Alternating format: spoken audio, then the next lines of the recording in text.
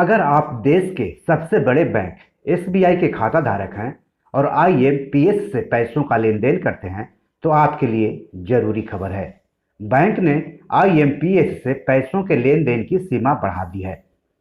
अब एक बार में 5 लाख रुपए तक तुरंत लेन देन कर सकते हैं।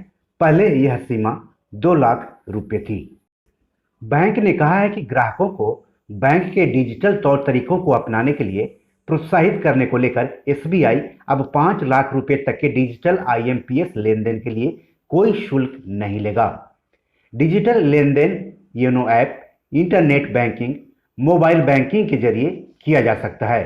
नए नियम 1 फरवरी 2022 से लागू होंगे। एसबीआई ने कहा है कि अगर कोई बैंक की शाखा में जाकर आईएमपीएस के जरिए पैसा भेजना चाहता है तो 1 फरवरी 2022 से 2 लाख रुपए तक के लेन देन पर शून्य चार्ज होगा।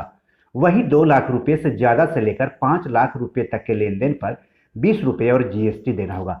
इससे पहले बैंक 1000 रुपए तक आईएमपीएस करने पर कोई चार्ज नहीं लेता था।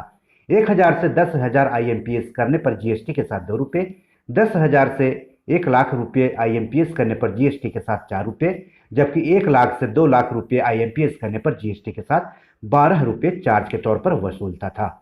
आपको बता दूं कि कुछ समय पहले ही देश के केंद्रीय बैंक भारतीय रिजर्व बैंक यानी आरबीआई ने बैंकों को आईएमपीएस के जरिए प्रति लेन देन की लिमिट को 2 लाख रुपए से बढ़ाकर 5 लाख रुपए करने की अनुमति दी थी।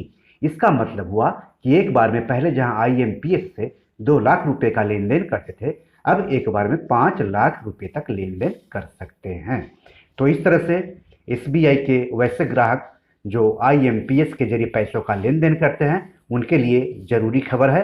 लिमिट तो बढ़ा दी गई है, लेकिन अगर आप ब्रांच में जाकर के आईएमपीएस करेंगे 2 लाख से ज़्यादा तो आपको चार्ज भी देना होगा 20 रुपये और जीएसटी के साथ।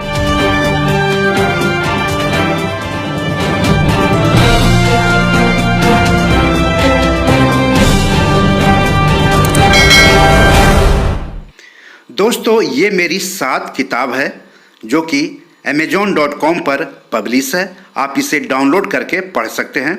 इन किताबों के लिंक्स इस वीडियो के डिस्क्रिप्शन में दिए हुए हैं। इन 7 किताबों में से 5 किताब मनी मैनेजमेंट पर है, यानी पैसा निवेश करके अधिक पैसा कैसे कमाएं पर आधारित है।